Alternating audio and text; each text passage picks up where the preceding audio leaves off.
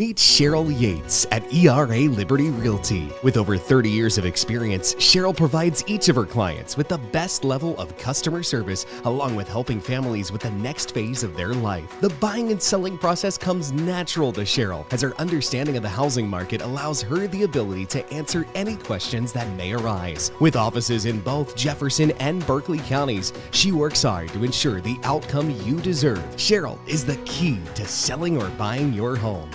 How was practice? Which day?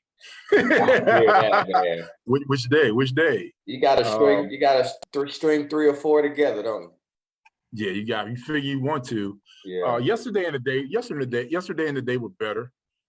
Tuesday is a little rough because JV game was on Tuesday this week. That's right. So when you put the JV game on Tuesday, you lose some of your kids that are double roster kids. Yeah. So then we try to do the best we can, but it wasn't overly bad.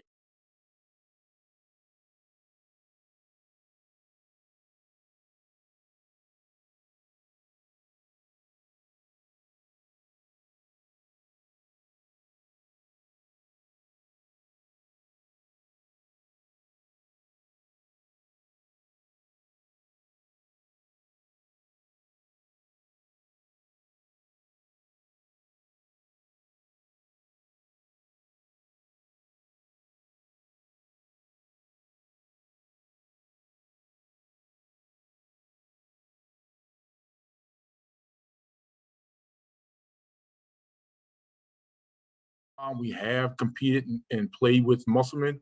Maybe to these kids, it's more of a rivalry with them than Martinsburg right now. Mm-hmm. So, and they got to be prepared because Musselman's going to come in here tough. They're tough as nails. Yeah. So. Yeah. It's funny you say that. I spoke to Coach Thomas earlier today, and he said the exact same thing. He was like, you know what? We kind of got like a little rivalry going on because of the competitiveness of the games. You know what I mean? And it's like, you guys will beat them, they'll beat you, close game, playoffs. You guys beat them at their place that one year. You've been coaching for 10 years. This is his 10th year. So it's like kind of develop into a little rivalry from a competitive standpoint. So I think that's cool that it's gotten to that point.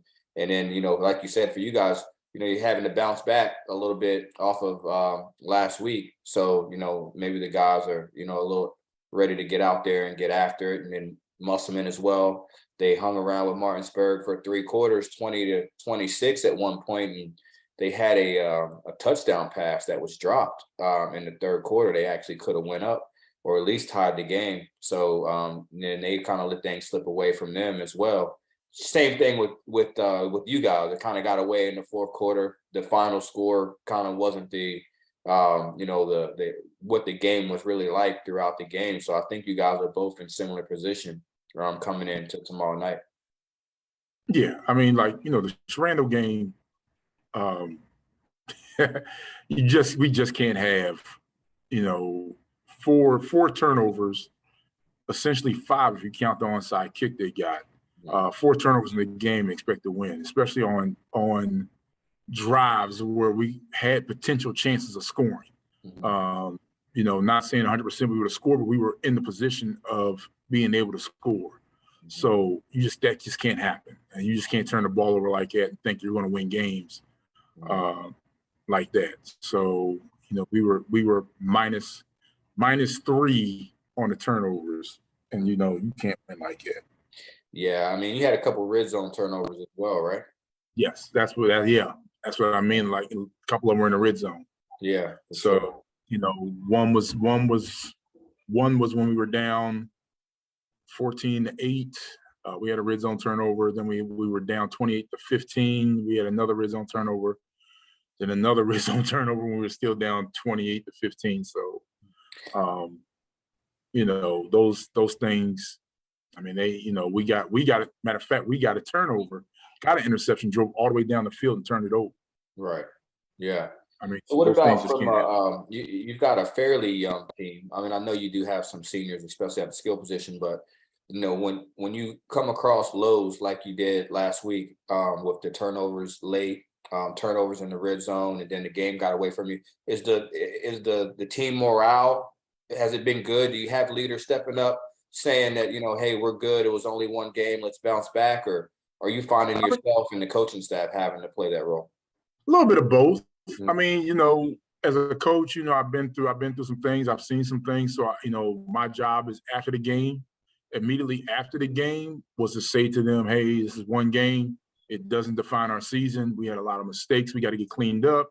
And my saying that I got from my coach a long time ago was like, nothing's as good as it seems. Nothing's as bad as it seems. Somewhere in the middle, reality is going to fall. Mm-hmm. So, nothing's as bad as it seems. So the game wasn't as bad as you think it was. We can always bounce back. It's one game. Let's get it going. So I mean, that was our point. And then the kids after that, after I told them to break it down and gave them some other stuff, so break it down. Some of the kids, senior kids, got in and said the same stuff. Mm-hmm. There's only one game. We got to come in next week locked in and focused. Mm-hmm. So I think they are taking some ownership of things.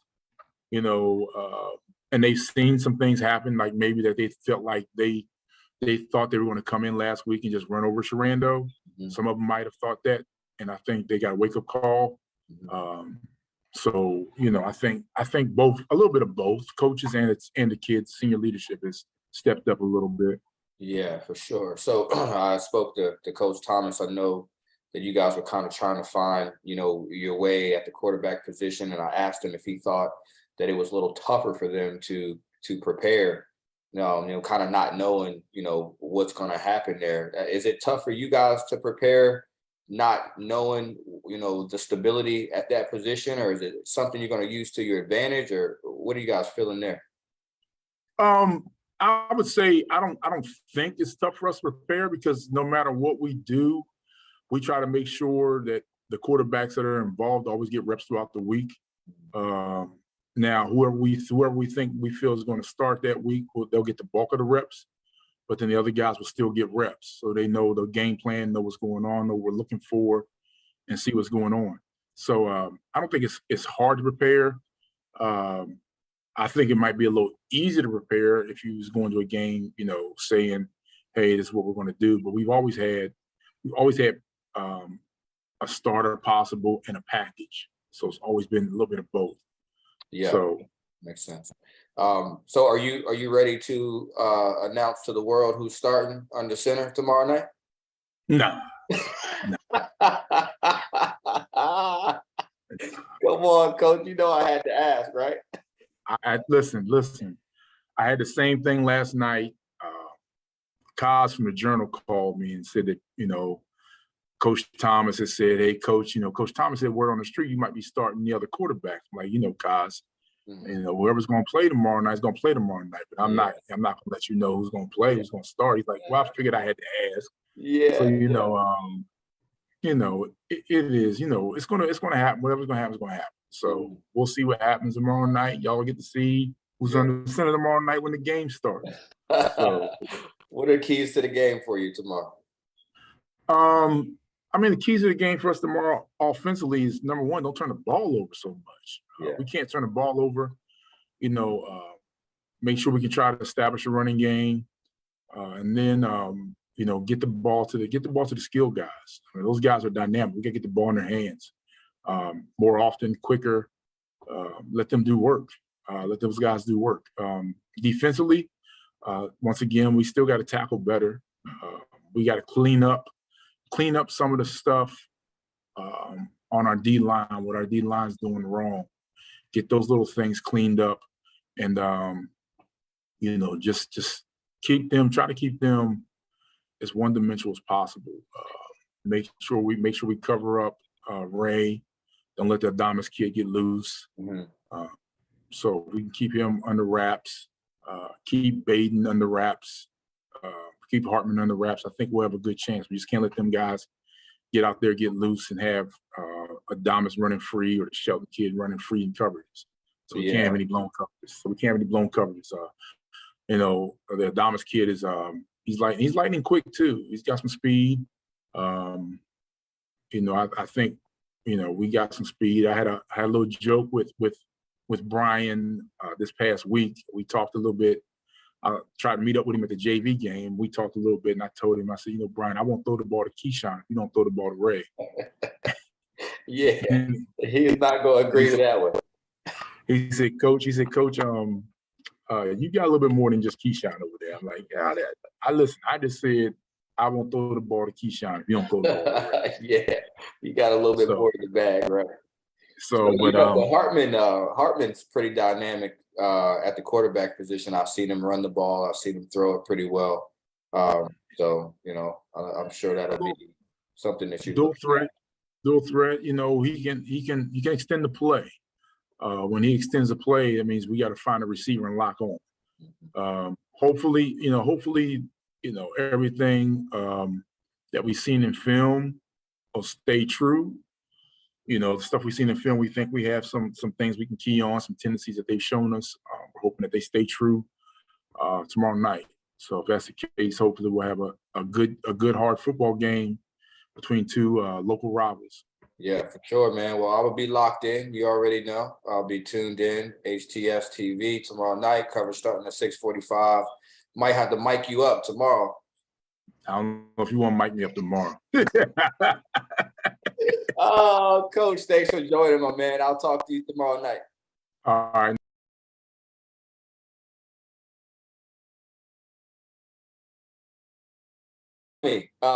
Fleet, everybody wants to know what it means. Yeah, so I'll just tell you the story behind it because that's the easiest. Yeah. So when I first became the head coach, I was like, I was young and I wanted like a buzzword. I wanted like, hey, what are we gonna live by? And that first year that I was head coach, it was toughness. I was like, I wanted to be tough. And then after that first year, I was like, man, and I was like, we were really tough, but I don't think we were like tight enough as a team. So then we went to family. And then that third year, I was like, man, we really got to start preaching like the leadership. So I started, and I was like, man, I'm bouncing around to all these buzzwords and nothing's sticking. So I was like, I'm not an English guy, I'm a math teacher, but I was like, man, I'm going to make like an acronym that we can just kind of live by. So that's where I came up with FLEET: family, leadership, effort, attitude, and toughness. There it is. So yeah, you walk in, it's shoot, man. That's what I wore to school. That's what I wore to school that. I like that. You go, man. I like that a lot. I like that a whole lot. You come in. I mean, I'll tell you, one time when you're down around this way and you're just, well, shoot, you're in Florida, right? Yeah, I'll be home. I'll be home around Christmas though. Sometime, man, when you're down around this and you just want to come hang out and shoot the crap and I'll show you our locker room. Our locker room, you walk in when we redesigned our locker room about 7 years ago, and it's all over the locker room. It's like on the walls, and it's just kind of everywhere in the program that's kind of usually I tell the kids, I say, if something's not going right, you can usually connect it back to one of those words. So. Yeah, absolutely. It's funny because when I first took over down here at Cocoa Beach, that was my stepping stone to Florida Tech. All in was like my thing, you know what I mean? Like, and I want all in to just, be the meaning, you know what I mean? For everything, like everything we do, we're all in. And then I wanted to do the acronym for all in. But I didn't get to the acronym part before leaving, but I still live by all in though. You know what I mean? I think it just it has a lot of meaning. Because personally if you're all in, if your teammates all in, if the coaching staff's all in, coaching staff knows if they're all in or not. You don't go to bed at night and you can't fool yourself whether you gave it your all that day. And as a team, if we're all in it together, accountability's there. And then, then you'd be the best you can be. So kind of all in was the thing that I kind of put in the locker room, and everybody touched it as we were running out and things like that. But yeah, I like FLEET. It's and ever since we started the home team, we've been seeing a lot of it. And people are like, what does FLEET mean? What does FLEET mean? So it's buzzing now, man. Your buzzword is definitely buzzing. So they'll get to see this tomorrow night when we air it, and they get to know what FLEET means. So it's definitely buzzing. Tough loss last week. I actually was, going back and forth between the Jefferson game and your game, and I saw that it was 26-20 pretty late, and you guys had a chance to take the lead, deep pass down the right side of the field, and just didn't connect. And that could have been absolutely huge. And I know you remember that play, but I mean, what was what was your thought, at that point in time? And then, after that, when things started to a little slip away, I mean, I'm sure you took some positivity out of it, even though it was a tough pill to swallow from that point forward.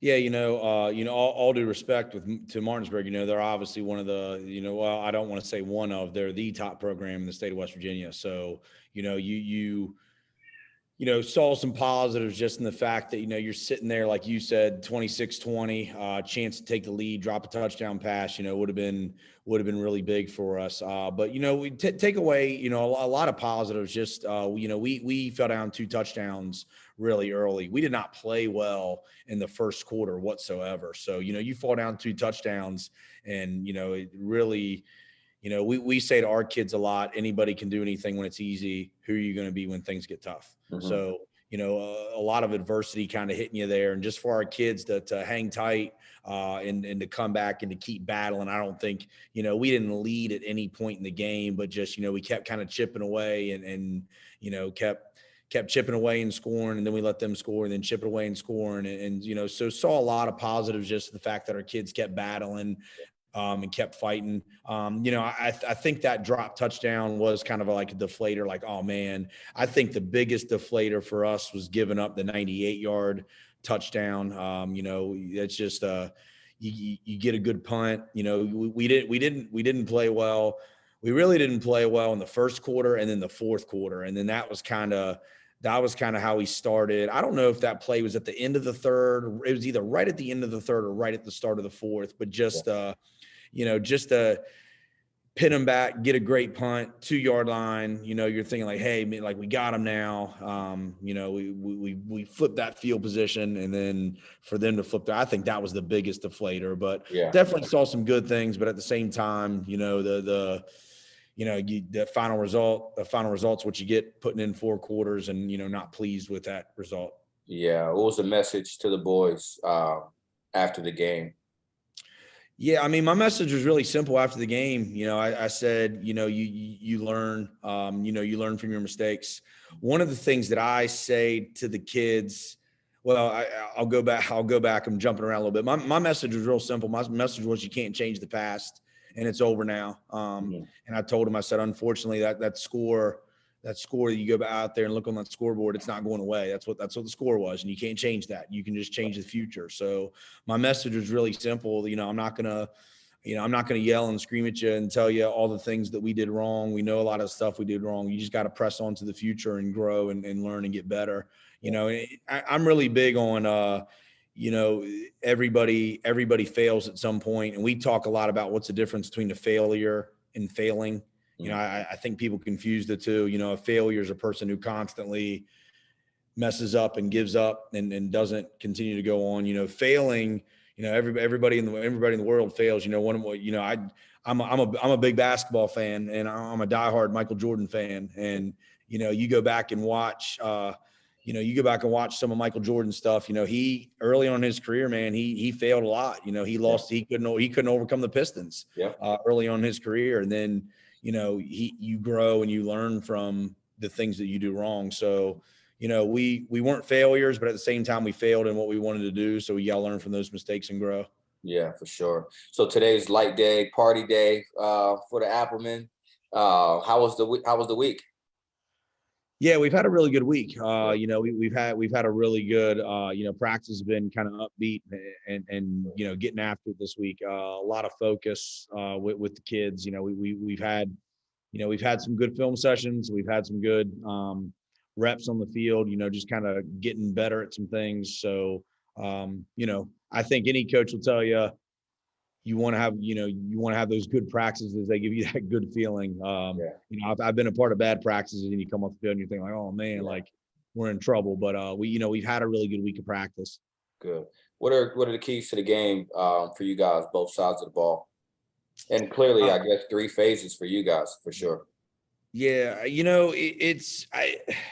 I'm like one of those like new school / old school guys. Like I got a lot of new school in me that just, with a lot of stuff. But then, some of my football philosophies are old school, and I sound like coach's cliche, but honestly, I go back to blocking and tackling, man. Like I think, like I said, it sounds cliche-ish, but they got athletes, they got speed all over the place, and just like Martinsburg did. And if you don't tackle the speed, you can take a 5-yard pass and on the 5-yard pass on film, and then on a stat sheet it shows up as a 60 or 70-yard touchdown. So you got to tackle in space. At the same point, up front we got to block better. We got to run the ball a little bit better, and even when we pass the ball, we got to protect and keep Baden upright. So it sounds like an old cliche, but I think a lot of times you watch football games, really just you watch any game, NFL, college, or high school, you go back and it's about blocking and tackling. Yeah, for sure. And I'm sure it's not a stranger to anybody, the quarterback situation over there. Does that make it harder to prepare for you guys, not really knowing, who to prepare for from a quarterback standpoint? Or do you just feel like, tendencies are tendencies regardless to who's under center? Yeah, I think, we haven't really, we talked to the kids about it, and I've heard a rumor on the street is they're making the quarterback switch this week. I've heard that from some pretty reliable sources. So, that really hasn't changed anything we've done. I know Coach Hunter, and Coach Hunter knows me really well. We're good friends, and, he's got tendencies. I know I got tendencies. So, every coach has got a tendency, and he's got things that, he's going to come out in a wrinkle. He's going to come out and give us something we probably haven't seen. But at the same time, he's got his stuff that he likes to do. And at the same time, nobody's going to come in and change their entire offense in a week. You got to, sometimes coaches worry about fooling the opponent, and then they end up coming back and fooling themselves. So Coach Hunter's a good coach, and he knows what he's doing. So he's not going to come in and change the entire game plan. He'll probably put in a few wrinkles here and there, but we're just kind of prepping what we got on film and kind of some stuff we know they'd like to do in the past that, we think we'll see a little bit on Friday night. Yeah, for sure. And pretty big, 1-1, both of you, EPAC game. It's a pretty big game, man. Like, it's hard to downplay it. You know what I mean? I think the community feels the buzz. I mean, I know I do. And my brother will be calling the game. I know he'll feel it. So, he's been talking about it all week, and we've been promoting it like crazy. So I'm looking to see a packed house, both sides of the stands, and, some good smash mouth football. And I wish you guys the best. Yeah, thanks, man. Yeah, two communities that love football. And since I've been at Musselman, actually Coach Hunter and I talk about this. We got hired the same year. This is for both of us. This is our 10th year as the head coach at our schools. And probably, you say the word rivalry, and I think people automatically think hatred. And I don't think, between the schools, I don't really think there's a hatred. I respect what they've done and have a lot of respect for them. But I think as far as from a competitive standpoint, I think this has probably been our biggest rival that we've had since I've been the head coach. There's been some really, over the past 10 years, there've been some really good games. We, at the same time, we've whooped their butt a couple times pretty good, and then vice versa. They whooped our butt a couple times pretty good. So, I think it's a rivalry game from the standpoint of just two really respectable programs. I think it'll be a good game. Yep.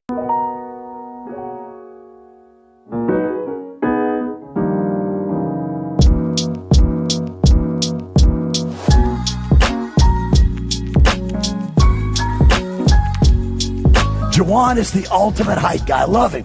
He's always positive. He's always pepping them up and firing them up.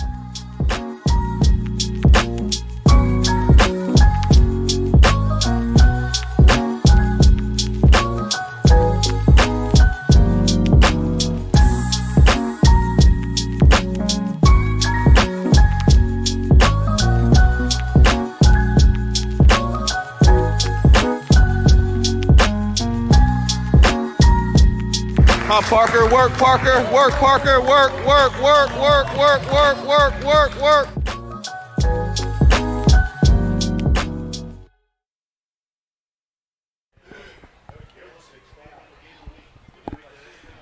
Good evening. This is Akeem Holmes from Home Team Sports, joined by my co-host, Tommy Murray. We are live at Jefferson High School, where we'll be broadcasting this EPAC action of the Jefferson High School Cougars versus the Musselman Applemen of Inwood, West Virginia. Both teams will come in 1-1. We're so excited to be back live on HTS TV covering the full scholastic and athletic year of 2022-2023. Today's title sponsor is Cheryl Yates of ERA Realty. We also have a host of new sponsors, VFW Post 3522, which is offering a college scholarship if you win the essay contest. Topic of the essay is why is the military and very important. HG's Barbecue and Soul Food Catering. Instead of handling the tailgate yourself, let HG's Barbecue and Soul Food Catering do the work. They are currently running game day specials, 816-438-1101. Neil Powell at Down Home Insurance. Stay in the game with Neil for all your insurance needs. Integrity Home Mortgage by Quintez McDonald Gibson. Quality Lawn Care by Chris Page at 443-240-8498. He also has an amazing mentor program for any aspiring lawn care business gentlemen that would like to learn the ins and outs of lawn care. L&L Handyman Services. New sponsor, very grateful for you. Money Mar Training, basketball training. Marcus Roper, he's amazing. He works with my son. He's one of the best. Catro Law. Halftime show sponsor is Quality Lawn Care. Post-game show is Money Mar Training. As Jefferson High School runs out, Tommy, being a coach at Jefferson High School in basketball, you guys have a little tradition. When you guys are winning, the crowd gets up and everybody gets hyped. What do you feel that these players are going through when they get to run out in front of that crowd with that music playing? Well, tonight I know they are super excited because this is a huge game. Both teams come in at 1-1, and this is just me. I believe whoever wins this game will take off for that playoff run. Whoever loses this game is going to be in the hole in the EPAC. So I know they're a little nervous, but they got their beautiful burgundy and gold jerseys on, tradition. So I look for an exciting game tonight. Yeah, and with Musselman's schedule is brutal. So this is definitely a big game for them with the strength of schedule they have. Their schedule. I'm sorry. Yeah, their schedule. You can't look past today, right? But after this, they got Sharando, who's tough, Morgantown, Hedgesville, Wheeling Park, Washington, Bridgeport, Parkersburg. That's a huge schedule, but it starts right here tonight. And like I said on the broadcast when we had Musselman versus Spring Mills, Brian Thomas loves to challenge his teams because even if they go 6-4, 7-3, at worst 5-5, they're going to be one of the best 16, 15, 14 seeds if that happens. Any team, nobody's going to really want to play them. I don't see them going 5-5. I think this is a very good team. I've always spoke of, of how much Brian Thomas has impressed me individually, as a person. But, if that situation does arise and they do end up going, like a 6-4, 5-5, and they get that 16 seed or 15 seed, I don't think any one seed would want to play them. No. They're a well-disciplined team. Just off of last week playing number one team, Martinsburg, they only had 3 penalties, so that shows they are very disciplined. And Musselman has always been a hard-nosed, tough, up-front team that likes to ground and pound the ball. And come October and November when it gets cold, it's all about that running game. Yes, and something that I feel like the community in Shenandoah Junction is definitely waiting for, that we're about to see shortly, is who Jefferson's quarterback is going to be tonight. And obviously you guys watched the coach's interview. Craig Hunter didn't want to spill the beans early, wanted to allow Musselman to have to prepare for multiple quarterbacks. Tommy, how important do you feel like Jefferson finding that one quarterback is to having a great season, as well as how important it is tonight just to have that continuous, motion and chemistry with his receivers, who honestly some think are the best receivers in the state of West Virginia. I think it's very important. The quarterback is one of the, if not the most important position on the football field. But as we look at the field, and I'm looking at the field right now, it looks like Craig is staying loyal and faithful to his junior quarterback Goins because he has the ball in his hand and he has that walk and that look like he is starting the game, and I believe he is.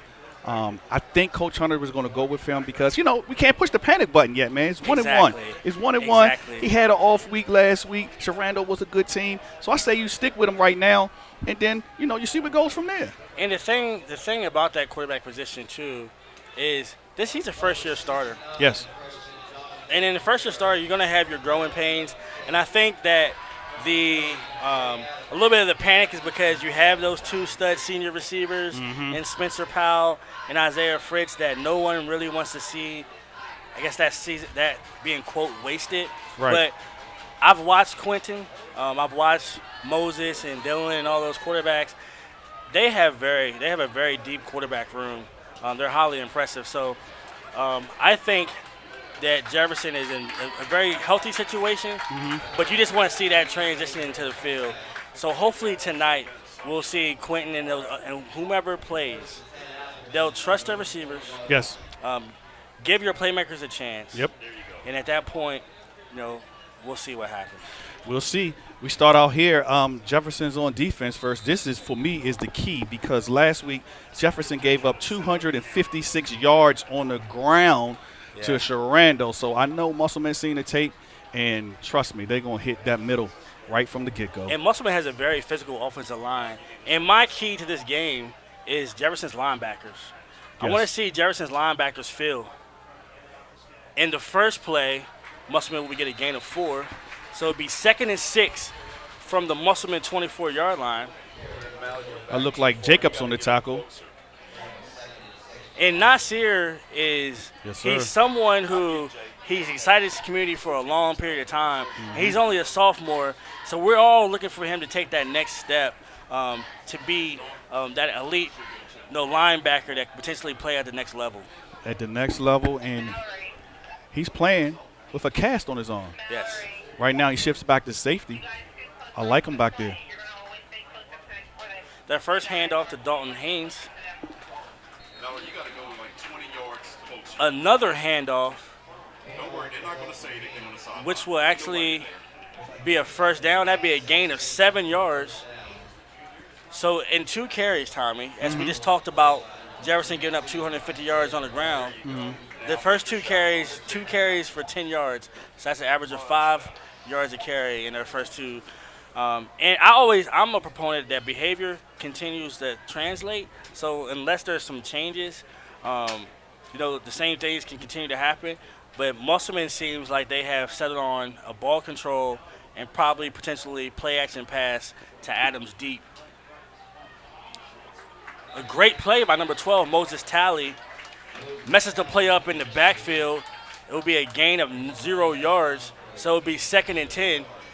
And that was the change I like to see right there. Craig Hunter sent the blitz. And he created a little bit of a timing issue in the backfield. So it's going to force Musselman in a 2nd and 10 situation.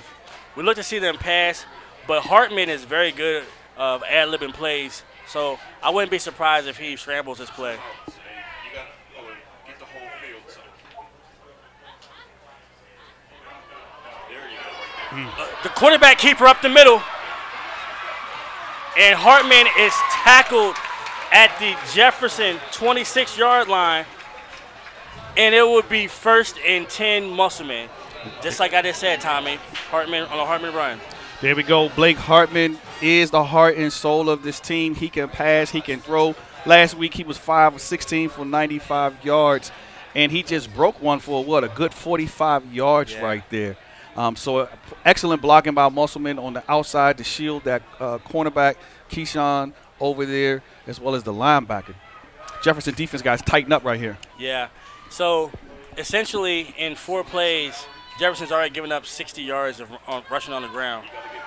Moses Talley misses the tackle in the backfield, and it'll be a gain of 4 for Musselman.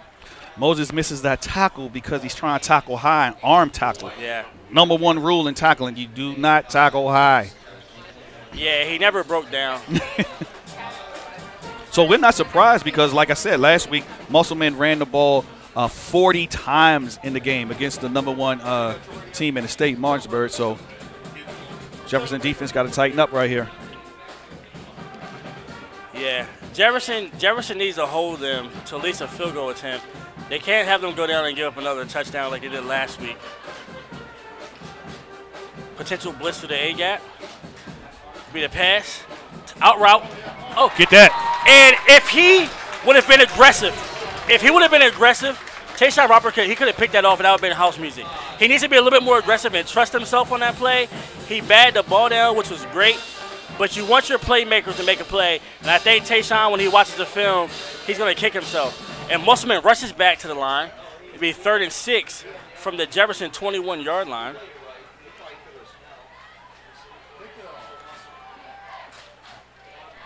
It seems like Jefferson is going to have another blitz.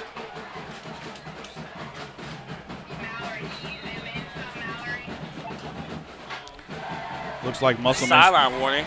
Right, it's a sideline warning on Jefferson. Penalties killed Jefferson last week.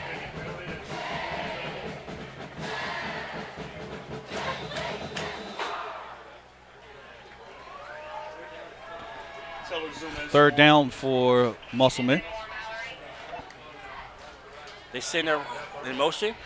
A quick screen. Spencer Powell stays up high. He misses the tackle. Ray Adams with the stiff arm. But it would be short. It would be 4th and 4 at the Jefferson 19-yard line. What do you do, Keem? You run right here or you kick the field goal? I'm going to go for it. That's right. Jefferson's defense. Jefferson's defense has struggled against the run. So most likely they will probably try to get him off sides first and then maybe call a timeout. But we'll see. If I was Musselman, I'd go quick snap to Hartman. Well, Hartman's getting the ball anyway on this play. Let's see if Jefferson's going to send that blitz. Once again, Nasir goes back to safety and they play it too deep. I'm so sorry. Hartman keeps the ball. He gets to the outside. Tackled by Nasir Jacobs, but a first down, Musselman. Told you. We all knew that Hartman was getting the ball.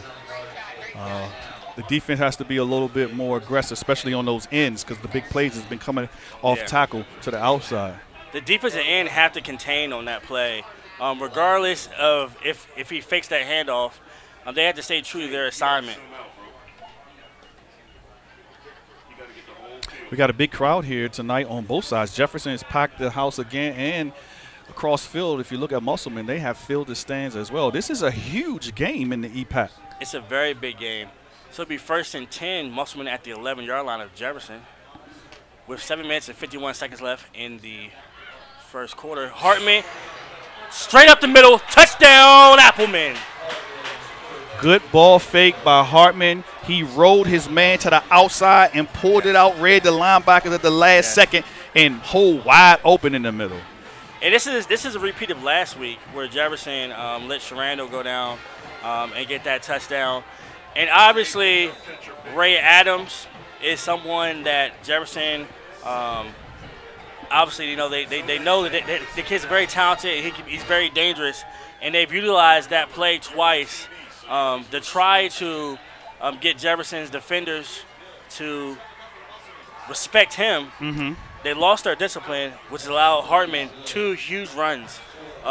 So in that possession, Baden Hartman had 4 rushes for 70 yards and a touchdown. Unofficial stats, but yeah. And I don't why we don't have a spy on him? I will have a spy on him the whole time. Like, all your only job is to focus on Hartman. He is the team. So let me tell you this. I watched the first game at Millbrook, and our linebacker was a little shaky, and I seen Coach make an adjustment. So I wouldn't be surprised after that first series he makes that same adjustment with the linebackers because they're getting fooled right now. Yeah.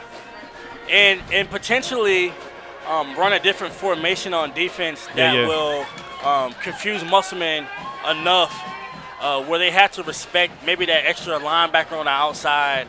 But it's only the first possession. And that's why you have amazing high school coaches that make that adjustment. Mm-hmm. But obviously that first possession, Hartman carrying the ball is a problem. Yeah. So we have Jefferson 7. We have Musselman 7, Jefferson 0 with 7:46 left in the first quarter. I'm joined by my co-host Tommy Murray. Tommy Murray, a.k.a. the Divine One. Hey, Tommy, and my apologies before I cut you off. You had something to say pertaining to that Hartman run. And the squib kick, once again, they do not want to kick the ball to Robinson or Fritz. They will take their chances that Jefferson's offense could potentially, have some issues. But we are waiting to see who that starting it's not going. is. It's number 16. The starting quarterback tonight will be number 16, Dylan Herrick. Ooh. So Craig kept it tight to the vest all season. 1st and 10 at the 35-yard line of Jefferson. They send Keyshawn Robinson in motion. The quick jet sweep. And he is bottled up by that Musselman defensive line. And it'll be a gain of 1. It's interesting that Coach on the first play, he gives the ball to one of the most dynamic players on the team, Keyshawn Robinson, because last week on offense, Keyshawn only got the ball thrown to him one time the whole game. Yeah. That cannot happen with a dynamic player like that. And I liked that the first play was to go to him, to get him ready to go in the game and get comfortable. The quick slant. Dylan Herrick puts the ball on the money. You can already tell. First down. You can already tell right now. Offensively, we're going to be aggressive and get this thing an up-tempo game because Jefferson can put 30 to 40 points on the board easily. Musselman, I don't think they can do that. Yes, they can. And I think what it is with Dylan is he's more of a rhythm passer. He's a rhythm passer and an amazing athlete. So it'd be 1st and 10 from the Jefferson 46-yard line. Dylan Herrick with the snap. He hands the ball off to Evan Toole. He keeps it and he fumbles. And the ball is recovered by the Musselman Applemen. That was tough right there. He actually had a hole. He didn't tuck the ball when he held the ball high, and they just reached in there and smacked it out. And it'll be 1st and 10, Musselman. That's what killed Jefferson last week. They had four turnovers. And so now we start early in the first quarter with a turnover. The defense got to tighten up right here. You know Musselman's going to run the ball.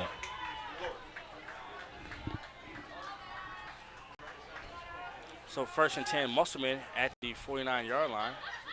Baden Harmon with the snap. He sends Ray Adams in motion. The deep pass. The ball is picked off by Spencer Powell. And yes, sir.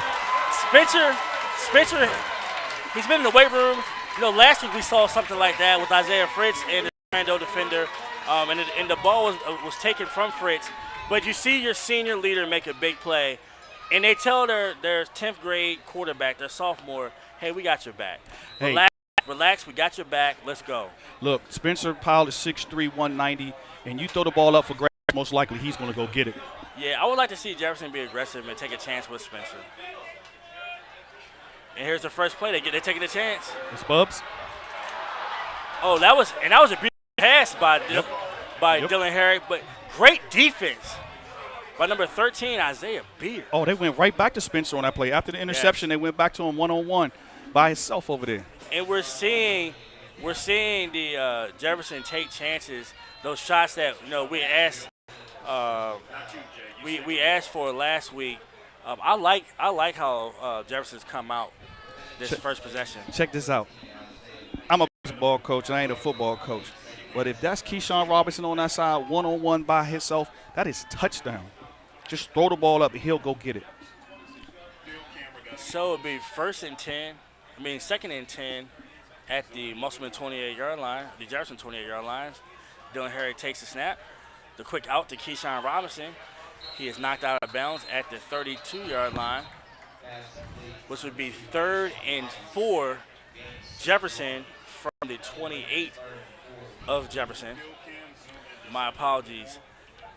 The 32 of Jefferson. Jefferson with the quickly to the line.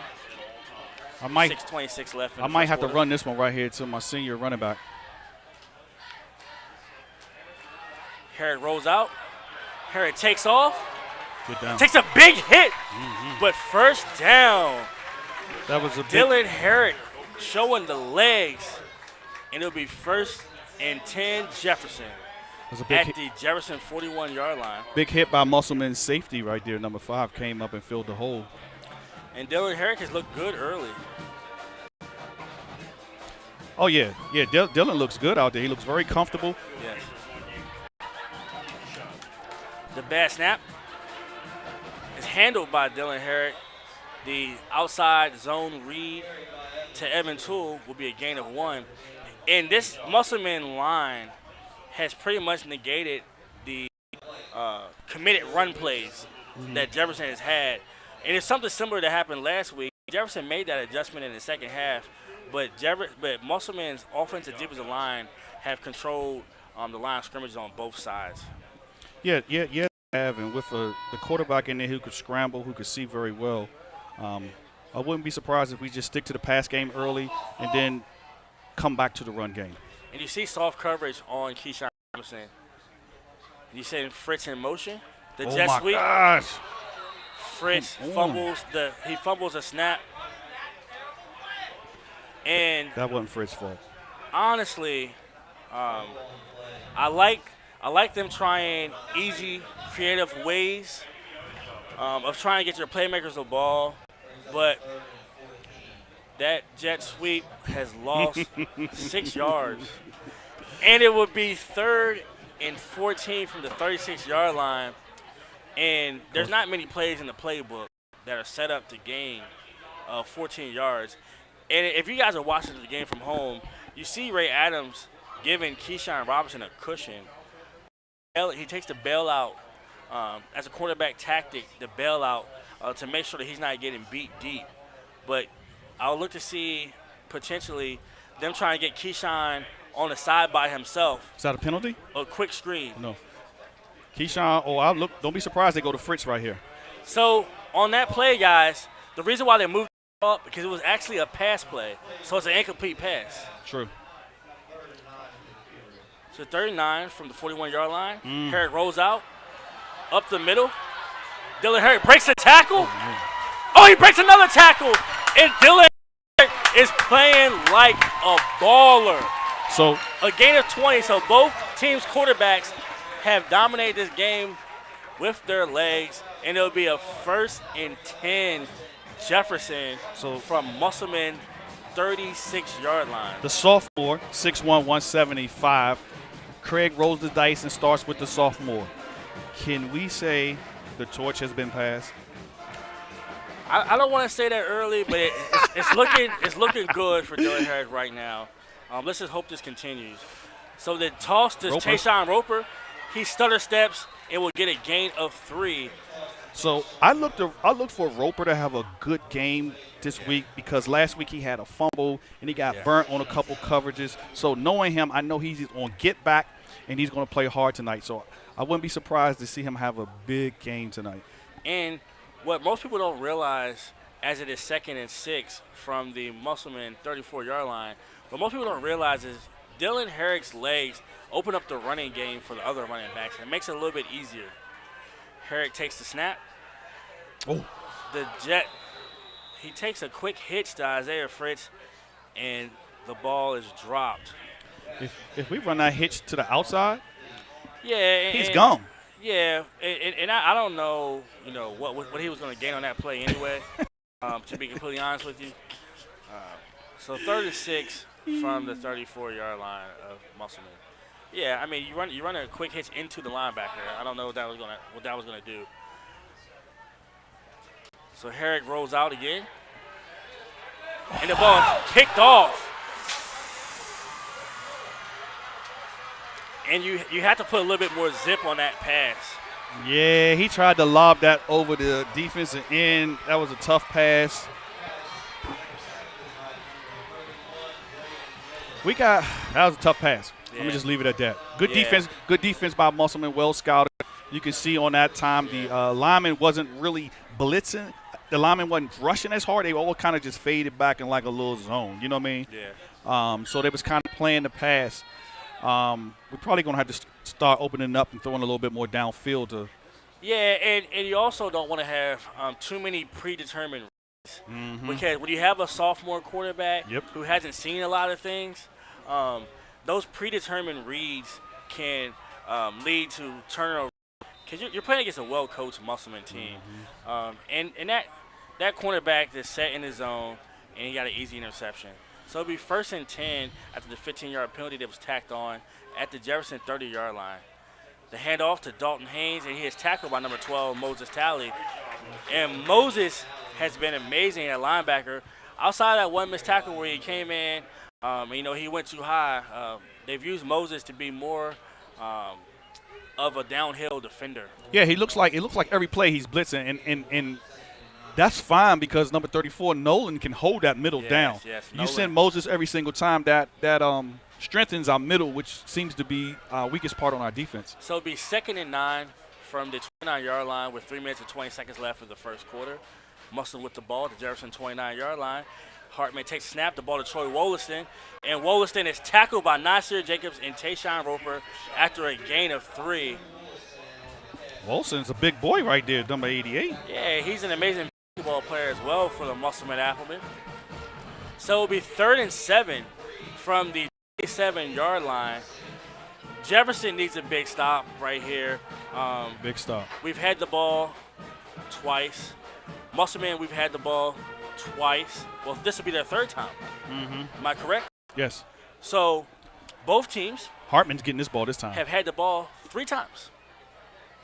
And we've had turnovers on 4 of the 6 possessions. Don't stop the blitz now. And Hartman gets the ball, and he is tackled by Nasir Jacobs. Told you. Everybody knew Hartman was getting the ball, man. Just go at him. We cannot play passive. We got to stay aggressive. We got 2 of the best lockdown CBs, cornerbacks out here. Yeah. I'm going to leave them one-on-one, and I'm sending everybody. And we have an amazing community. I really like both of these teams. And this game is going to play out to be a barn burner. Oh, they're going for it on 4th down. And I can see them try to jump and make this 4th and 2. As Musselman does have that 3 or 4 yards in a cloud of dust. So Jefferson has to be disciplined because I can see Musselman try to go on 2 or 3 and try to get Jefferson to be aggressive and get an easy 5 yards to make it more of a 4th and 2, a 4th and manageable play. So I would like to thank our title sponsor, Cheryl Yates of ERA Realty. I would like to thank our cameramen, Junadia Miramed. We have Gracie Dotson down on the field. I'm joined by my co-host, Tommy Murray, producer, Harry Brown. We have Shalika Jacobs up here helping with the production. To have a community that everybody's out here, supporting Home Team Sports TV, supporting the Musselman Applemen, supporting the Jefferson High School Cougars, and the teams around the EPAC. Thank you for joining us. We apologize for any technical difficulties in the video, but right now we have for 4th and 7 at the 28-yard line. Musselman is leading 7-0 with 1 minute and 44 seconds left in the first quarter. Hartman looks, he has trips to the left. Adams is by himself on the sophomore Roper. They look back, and he throws the ball behind his receiver, and it will be a 1st and 10 Jefferson High School. That was a tricky call on 4th down. Obviously, no confidence in your kicker to go for the field goal. You're too close to punt. 4th down, I'm keeping the ball in my man Hartman's hand. He going to run a sweep or something out there. He going to get my 1st down. Hey, but it don't matter. Jefferson got the ball with 1:39 left in the first quarter, down by 7.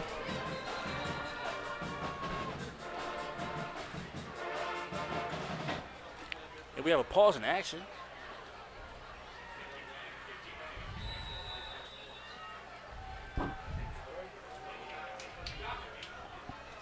be 1st and 10 Jefferson from the 28-yard line. Dylan Herrick with the handoff up the middle. And it'll be a gain of 4.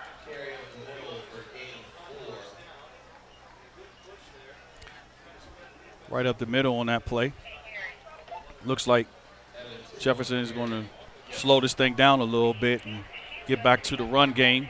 They say we'll have a new center for this play. That Jefferson center has to come out with helmet issues. Who's that at center going in? Number 53, Noah Bajent?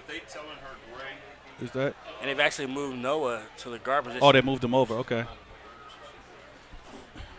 Number 17 in there. Big Wyatt. Big Wyatt. His brother Will got his first scholarship offer yesterday. Yes, sir. Oh, come on. And honestly, everybody's going to look at that play and they're going to blame Dylan. But no, your senior receiver needs to go up the field. Go get the ball. Go get the ball. You can't worry about getting hit. You have to go up the field and get the ball. Your job as a quarterback is to lead you in the forward direction. And that play looks bad on Dylan, but it was not his fault. Man, that's why we need more of y'all to come out here and sponsor so we can get this instant replay going so we can show y'all that again. So I need a couple of y'all to sponsor, call Home Team Sports and sponsor so we can get this equipment for this instant replay. And he throws the ball to Fritz. It'll be a gain of 15 yards for the first down. That's what we need. Get them boys out there 10 and 15 yards. Forget that 2-yard pass and stuff, man. Because you have to respect the speed. You have 3 of the fastest kids in the state. 3 of the fastest kids of a state championship relay team. You have to respect that speed. So you have to do what you can. Just get them the ball in space. Here we go. Evan Toole with the blazing I like run. Toole. Yeah, I love Toole. Like Think how physical he is. Look at and that. He runs a man over. And he runs away from the Musselman defenders. And a touchdown, Evan Toole. That's a big boy run right there. That's a big boy run. That's a big boy run right there. And the score is 7-6 with Jefferson kicking the extra point to tie the game. Hey, y'all might not remember this name, but Toole looked like Craig James out there running that ball. John Riggins. SMU? SMU, Craig James? Yeah. He hit that outside, ducked his shoulder, ran right over him, and went down the sideline. Yeah, Toole. And I think that was his second carry of the day, only his second carry. Toole he's a man. Toole is a man. Mm-hmm. And this has been difficult for Jefferson, the extra point. So let's see if they can convert. The kick is up, and it is good. And the score is 7-7 with 23 seconds left. That's Jonathan Pinheiro. Yeah, the freshman. Freshman from the Wildwood Mustangs. So Jefferson scores, gets their mojo back with 23 seconds in the first quarter. I think they may take off from here. And we knew we knew that these are 2 evenly matched teams. So if Jefferson can keep from not turning the ball over, obviously I think this game will be will bode a lot better for them. Same thing for Musselman. Musselman has a turnover and a turnover on downs. I just personally feel like this is just 2 evenly matched teams that we're in for a great one. Man, get out of here, man. This is about to be a blowout, man. Jayhawk got too many weapons, and I ain't just saying that because I'm a fan. They just got too many weapons. Right now, Musselman going to slow it down and try to run it. We about to get a heavy dose of Hartman, which I don't blame him. But at the end of the day, Jayhawk got too many athletes on the other side. Jefferson has a lot, but I know that Musselman is a very talented team. They're a very well coached team. We might have varying opinions, which we're allowed to have. That's what makes it fun. But I just feel like this is going to be a great game.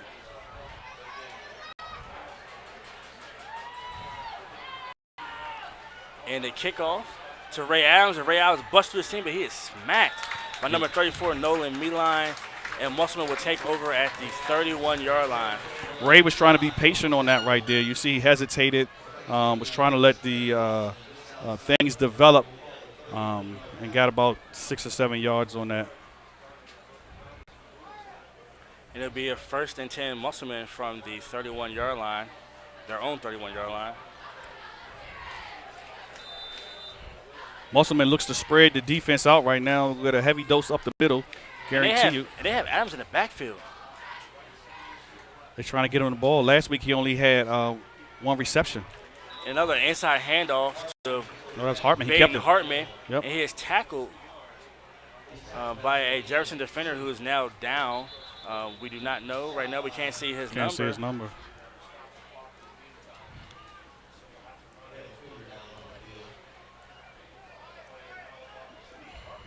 Is that Moses?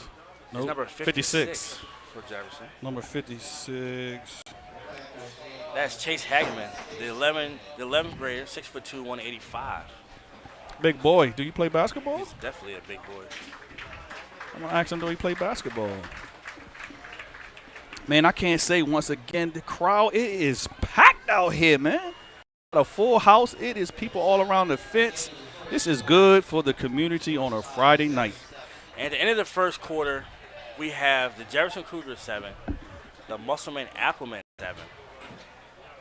It's been a great game. Yeah, we're having fun. We are getting our money's worth. The fans are getting their money's worth that's watching it at home on Home Team Sports. So we're looking for an exciting second quarter. And I think that what we talked about, Tommy, in our own text messages, and what we talked about a little bit before the game, the Jefferson run defense and the quarterback situation. I think after that first possession, Jefferson's run defense has gotten a lot better. Yes. Dylan, he has those 2 turnovers, but in between those 2 turnovers, he's made some very explosive plays, running and passing. So I feel like, and watching both and seeing Musselman's offense and how the physicality, and both teams really wanting to run the ball as their staple. This is set up for like a 28-21 type of game. 28-14, 21. 35-21, something like that. It doesn't look like it's one of those 60-point games. Oh, no. I agree with you. Probably 38, maybe 17. I don't know. You never know. You see some field goals being made. I see one. This second quarter going to tell a lot because remember last week in the second half, Musselman didn't score any points against the big bad Bulldogs. Yeah, Martinsburg made the adjustments at halftime. So it'll be second and 8 back to Hartman, and Hartman is smacked by number 32, Isaiah DeLauder, for a gain of 2, and it will be a 3rd and 5 from the Jefferson 35-yard line. We got to get a stop right here. We know once again it is going to Hartman because they're in a desperate situation. Be aggressive. Send the linebackers again. Trust your DBs out there one-on-one. Keyshawn has their best receiver. Just put that pressure on Hartman. So Nasir Jacobs, is he in? He's about to rush the passer. And number 51, Jared Wilberger, goes offsides and will give Musselman a first down. If Jared would have got back, because he didn't really cross the plane. It'll be 3rd and 1. So obviously it was 3rd and 6. Yeah. But see, that's discipline right there. You got to be disciplined. And watch the ball. Ain't that what they teach? You got to be disciplined. And you're a junior. It's not acceptable. You got to be more disciplined. And hopefully, he can make a play right here, and have his team's back. But you don't really want to see those type of plays right now. Watch another hard count. Got him. Great play by Isaiah DeLauder. Got him. And it'll be a loss of 5. And is this a little bit of going to the well a little too many times? The fake inside handoff and Hartman, is not handing the ball off. You need to tell him one time, hey, hand this ball off. Let's switch it up and give him a different look. And maybe there might even be a play action pass for this play, to where you might be able to get Adams or one of your wide receivers open deep. But Hartman we've run that play multiple times, and he's kept the ball every single time. I don't think he's given the ball to Haynes or Adams once. If you look at the stats just from last week, Hartman ran the ball most of the time last week. He carried the ball 13 times. Everybody else, Haynes is the next one, only had to carry the ball 6 times. So it's Hartman all the way, and we know that. Yeah, but you're not going to be able to stay healthy for a full 10-game season, putting that much wear and tear and that much offensive usage on one player. So I do look for some adjustments, potentially the next possession or potentially in the second half, where you see Musselman get some more players involved in the game. Jefferson has the ball with 10:02 in the second quarter. We might see another heavy, steady dose of Tool. Yeah, that was a good boy run. Hand off to Evan Tool on the inside. He breaks 2 tackles. He runs over number 10, Baden Hartman, and he'll get a gain of 6. So Tool, I'll get the ball right back to him. When your man's hot, you just got to give him the ball. And it takes the pressure off the sophomore at QB, you know what I mean? Yeah. And it looks like Jefferson's line has settled down a little bit. Their offensive line is starting to assert themselves against that Musselman defensive line. The inside handoff to Evan Tool. And that was another handoff that was a little bit scary. It seemed like Evan Tool took that at his hip. And luckily, the senior was there to help, that potential errant handoff. Yeah. So it's 3rd and 1 right here. Don't get fancy. Yeah. Give it to Tool again, get the first down, and send a message that we're going to beat you up front. Yeah. Don't get fancy. Just hand the ball off to Tool. Dylan Herrick with the run. He ran physical up the middle. And it'd be a first down, Jefferson High School at the Jefferson 36-yard line. Dylan, at the quarterback position, runs like a fullback.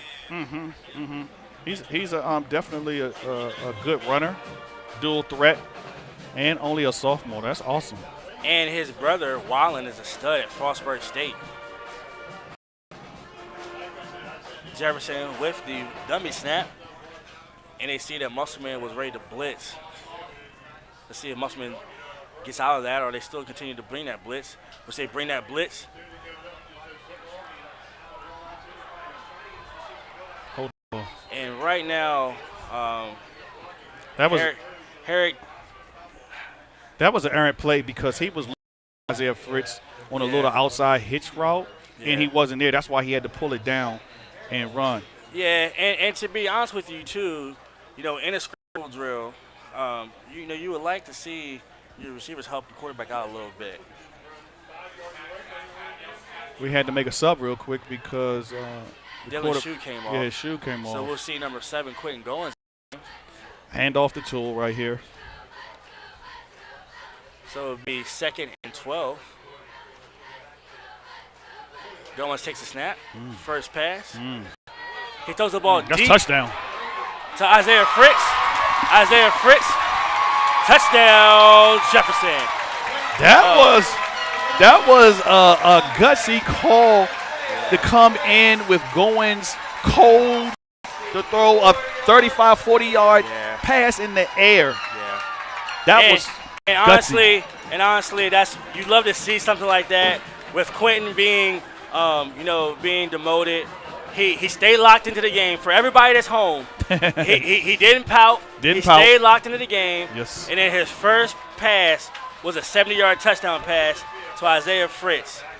The score is 13-7, Jefferson. Now, do we put him back in? We'll see after this kick.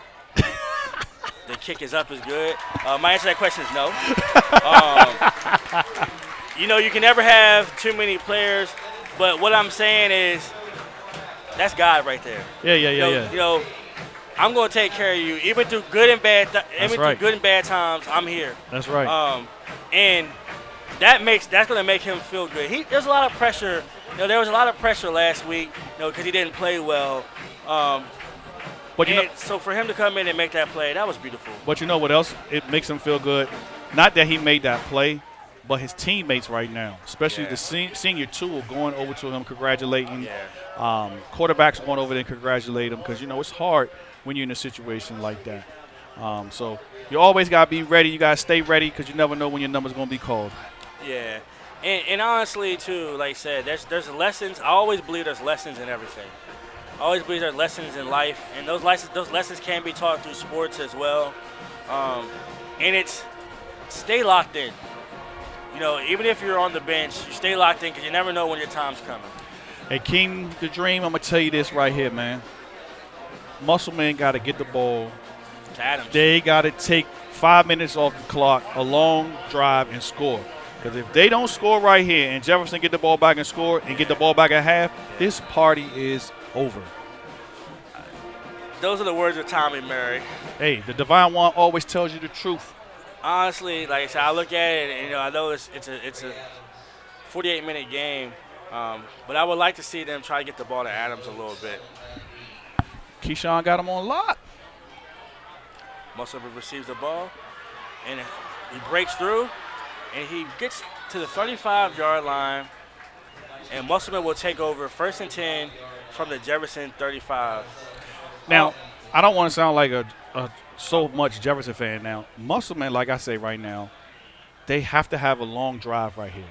You know what I mean? They got to score. They got to put some points on it. You got to go to what works best, your linemen. You got to run behind that big offensive line. I think they just have to diversify it a little bit. Get the ball in the hands of their playmakers and let them create for Hartman. Because, completely honest, you know, this is the 3rd game of the season. It's the 3rd game of the season, and there's been a lot of usage on Baden. So you would just like to see them utilize some more of their weapons to make it a more diversified offense. That would make it harder on any team they may play. Yeah. They got the line that can block, but Jefferson's doing a good job at sending their linebackers, Moses Talley and Nasir Jacobs, coming from different angles. So, you know, they're being a little bit more aggressive on defense. And I think Musselman probably should settle in right here. I want to see them try to get the ball to Logan Shelton a little bit. Shelton? Number 9 for Musselman, Logan Shelton, was a playmaker versus Spring Mills. So I would like to see them try to take a shot. Right now they have moved Adams over on the sophomore, Tayshawn Roper, and they're actually in it 2 deep. You see Jefferson's in it 2 deep right now. And at first, I want to say that was a hitch route. And the wide receiver didn't stop his hitch and come back, which made it more of an errant pass. So it'd be 2nd and 10 for Musselman at the 35-yard line. And right now, that seems like that's what is the key ingredient to stopping Musselman. If you can stop their run game and make them one-dimensional with the pass, we have to see if Musselman has those athletes on the outside that can win a game, with Baden's arm. 2nd and 10 from the 35-yard line. Baden drops back. He throws the ball up to Ray Adams. And the ball is batted pass down. Interference. I think Ray hit the sophomore with some little veteran tricks. You know, he was leaning to him on the inside, and he was holding Tayshawn, and Tayshawn was trying to fight him off, so it made it look like he was holding him on a pass interference. It looks like it could be a pass interference on – I thought it could be a pass interference on Adams. It could have been, but I knew that was on Tayshawn, and that was a smart play. Put your best wide receiver over there on a young guy, Roper, who's only a sophomore, and see what he got.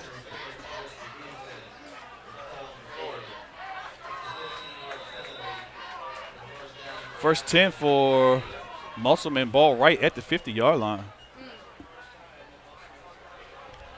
Keyshawn Robinson, obviously you can see that their intention is to get Adams away from Robinson. Yeah, Robinson is a lockdown corner, D1 potential. So he's already got a D1 scholarship offer. Right. Oh, who get that offer? ODU. Oh, he got an offer already from ODU. Yeah. So why would you go with him? I'm going away from him too. Yeah, exactly. I'm going to test Tayshawn, and you see Tayshawn is right up on the line trying to jam Ray at the line. But if Ray can get off that jam, it's going to be tough back there. He got Spencer in the back to help him. Yeah, he does. And you can also see Jefferson in the second half. And Hartman is smacked in the backfield by number 34, Nolan Meeline. You can also see in the second half, if they continue to try to go with Adams one-on-one on Roper, having Keyshawn line up in the middle, and then whatever side Adams goes to, Keyshawn should go and follow switch. him. But right now it hasn't become a problem because Roper has held his own. Roper held his own. He's only a sophomore. He's a sophomore. So if you had to pick your poison, as a coach, I probably would go at Tayshawn as well. I would go at Tayshawn with the throw, but when it comes to running, I would probably attack Keyshawn. So it's 3rd and 6. Was the coach. From Jefferson's 46-yard line. Bateman drops back. The ball is Shelton, but he is smacked up by a host of Jefferson cornerbacks. And number 5, Gitney. That's Gitney right there. Yeah. And honestly, what this boils down to right now is Jefferson feels like we're faster than you. We're faster. We're gonna test you, and we want you to try to get down the field, but we feel like we're more athletic. So this is a big play right here. We got 4th and 6. We'll be at the 44, and they're gonna punt, which I don't understand. But the momentum changing. Remember, I told you if they don't score right here and Jefferson score, this party gonna be over, man. Yeah. It's a full moon tonight too, boy. Cougars out. But Jefferson has to prove that they can be consistent and hold on to the ball as well. Watch this. Roper takes the punt, and he explodes up the middle, and Roper runs it back to the 41-yard line, and Jefferson will have the ball once again in great territory. With 5 minutes left in the second quarter, and don't forget, Jefferson gets the ball back at the half. This is a big possession for Jefferson's offense, along with Musselman's defense. And it's a beautiful full moon. Full moon. Uncle Harry, you got to get a shot of that full moon so all the fans can see out there. It is a beautiful night. In Cougar Stadium.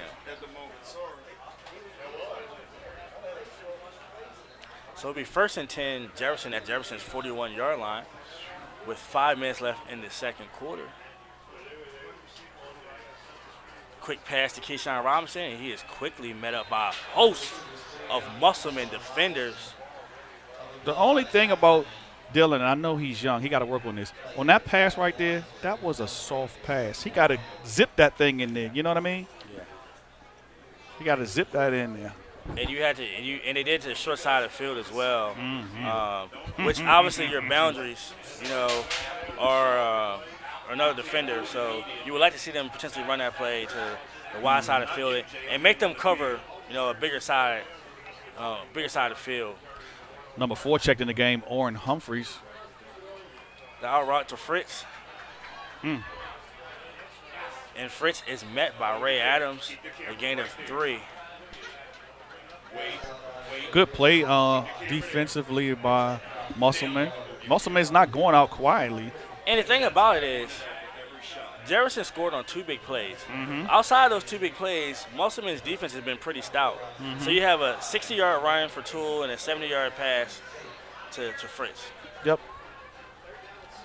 So it's 3rd and 7 from the Jefferson 45-yard line. The dummy snap does not work, and Musselman stays disciplined. Look for Jefferson to go up top on this.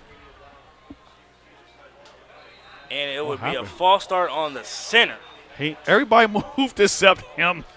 Yeah, we've seen this last week. The center did this last week. So this is not something new. The center did this last week. The same reaction in the backfield. This is high school. You're gonna see those mistakes, but hopefully you get cleaned up. More going forward. I think that's the 4th penalty already. Up top. Head up.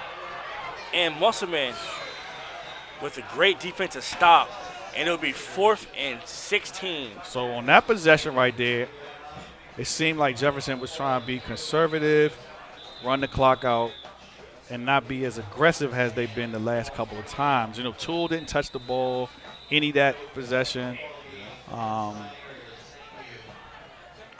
I honestly feel like a little bit. I know they came with pressure, but you would like to see him maybe staying in the pocket just a little bit longer to look down the field, to see, what's open. And I think that's the biggest difference. But you know what I mean? Like, I feel like Goins does stay in the pocket a little bit more, whereas Dylan is a little bit more creative and explosive. So it could be something that we potentially you to see Hunter utilize the greatness of both.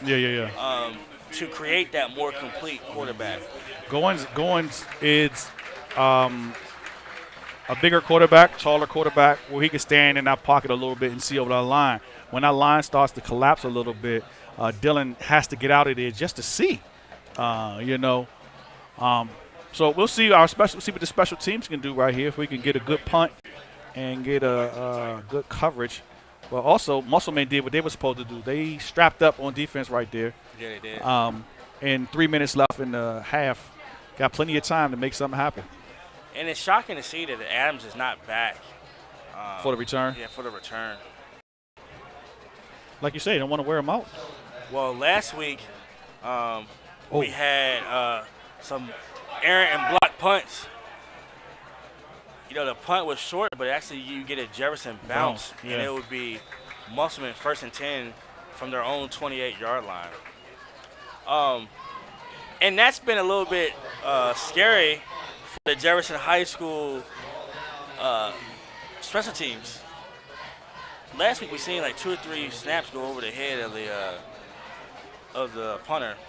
So you're seeing more of a soft snap right there. But that allows the Musselman defenders to get in the backfield fast. So a punt block can really turn this game over. So, Keem, you coach football. So if you keep snapping the ball over your punter's head, shouldn't the punter just take 3 steps backwards? 3 steps backwards or potentially move in a little bit. Musselman's in a power set, but you see Adams go in motion. And Jefferson is eating this run game alive.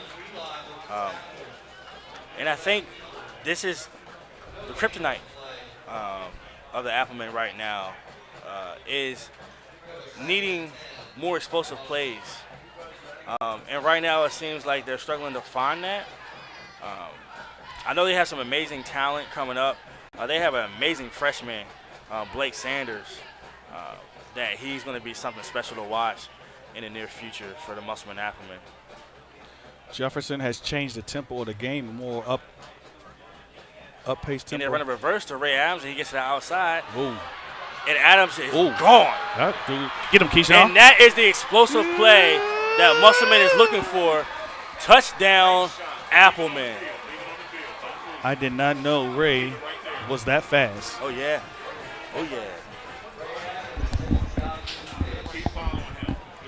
Ray got that on the outside, and Ray took off. Ray was gone.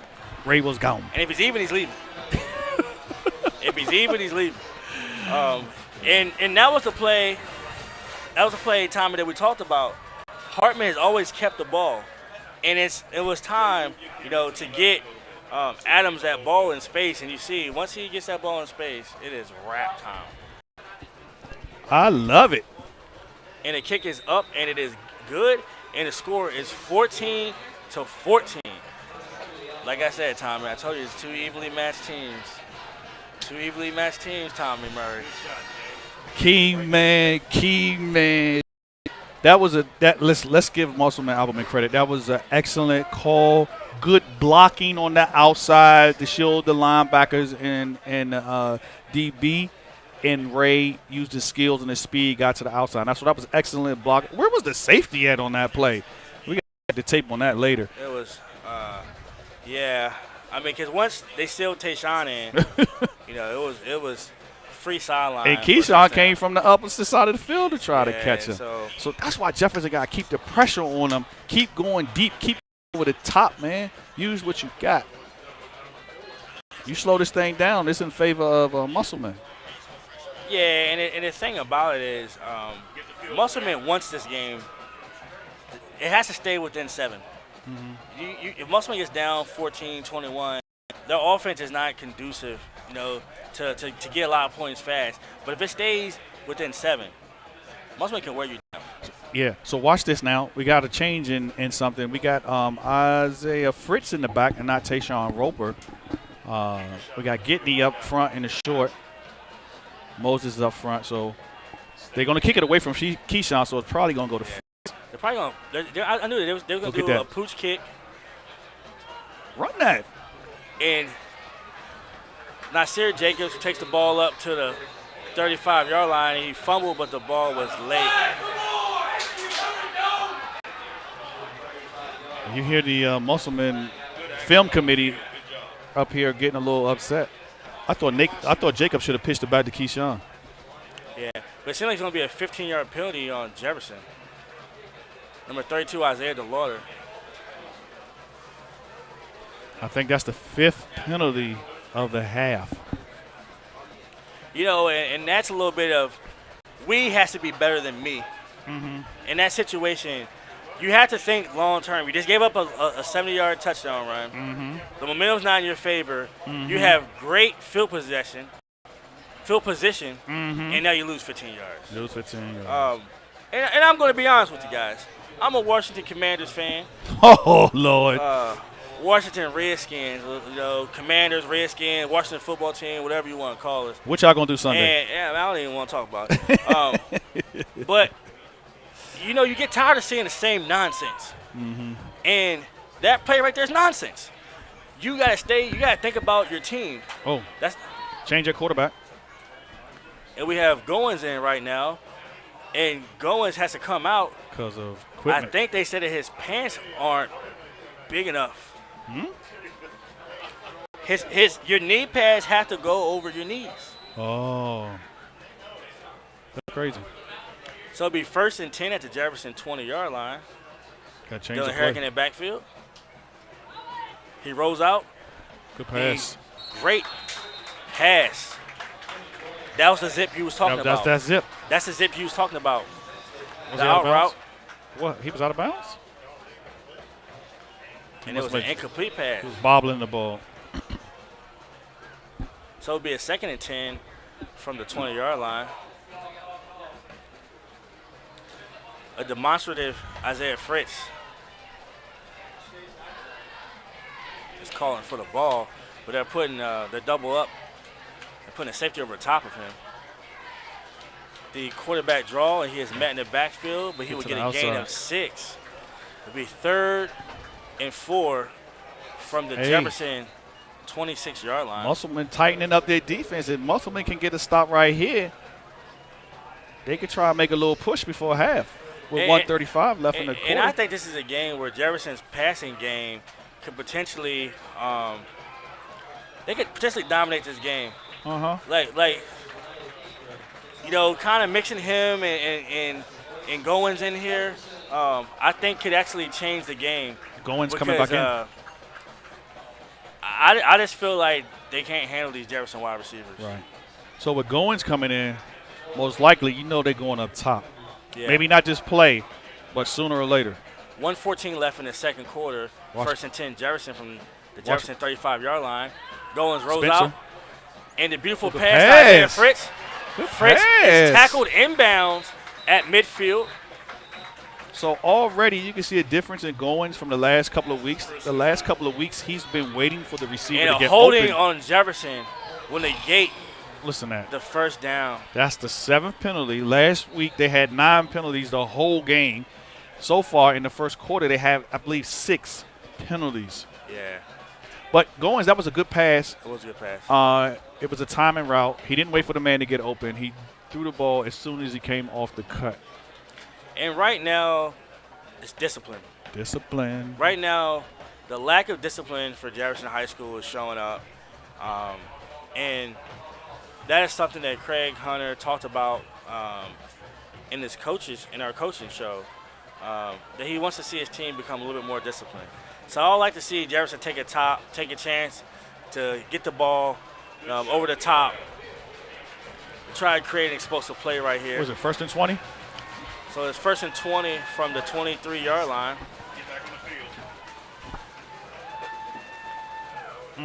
I got Keyshawn over here one-on-one. Actually, that's Gidney one-on-one. Is that over here? With Shelton. Oh, close. Okay. That's why I need some binoculars. Can't see. Goins takes a snap. He rolls out to the right. He sends pass. a bullet to Keyshawn Robinson, and Keyshawn drops the ball. That wasn't no Goins. He threw that heat right there. No, it's not on. On the Goins. money. Hit him in the number 2. That's not on Goins at all. Hit him right in the number 2. So it'll be 2nd and 20 from the 23-yard line. But see, that's the thing too. When you keep switching up quarterbacks in the middle of the game, one throws hard darts, other ones throw. You know, but tough. if you say you're one of the best receivers in the state, you need to catch the ball. True. I can't even argue with you on that one. 2nd and 20 from the 23-yard line. The handoff to Toole. Toole breaks the tackle. He gets to the outside, and he runs over 2 Musselman defenders. And it would they be kept the clock going. I got to call timeout.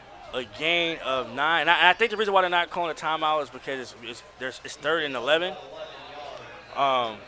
So what? You want to see if you can make a play right here and get the ball in Musselman territory, then you may see them call timeout. Nah. But I think Craig Hunter is comfortable going into the half. Nah, that's the problem. That's the problem. That's the problem. You can't be comfortable. You got to stay aggressive at all times. 3rd and 12 with 9 seconds left. He heaves the ball up, and it's caught by Spencer Powell. And Spencer Powell cuts to the end zone. Touchdown, Jefferson! And that's why he's the coach and I'm not. And that's why Craig Hunter's the coach and Tommy Murray is up in the booth with me. Exactly. Exactly.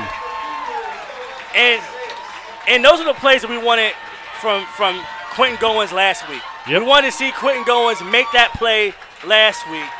And he has 3 or 4 passes for like 160 yards. And those same people last week that were calling for calling for a lot of things, that's why you got to believe in your kids. You got to believe in them. You got to believe in your kids. You got to realize that and the ball is snapped over the head of the Jefferson kicker, That's and they were going to have 20-14. They get the ball back, though. Jefferson. Hey, that so was at halftime, the score is Jefferson 20, Musselman 14. So we will take a quick commercial break, and we'll be back for our halftime show as we have a special guest. At ERA Liberty Realty. With over 30 years of experience, Cheryl provides each of her clients with the best level of customer service, along with helping families with the next phase of their life. The buying and selling process comes natural to Cheryl, as her understanding of the housing market allows her the ability to answer any questions that may arise. With offices in both Jefferson and Berkeley counties, she works hard to ensure the outcome you deserve. Cheryl is the key to selling or buying your home.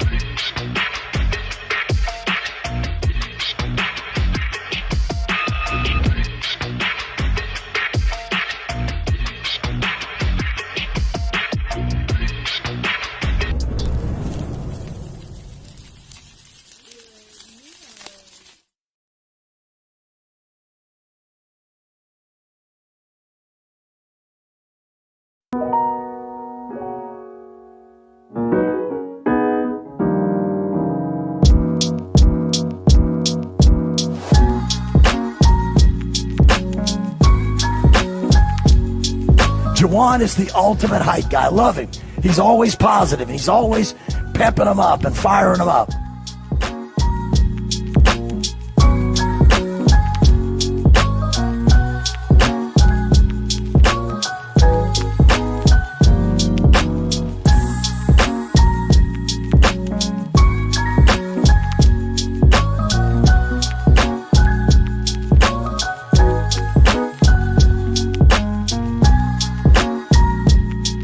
Parker, work, Parker, work, Parker, work, work, work, work, work, work, work, work, work.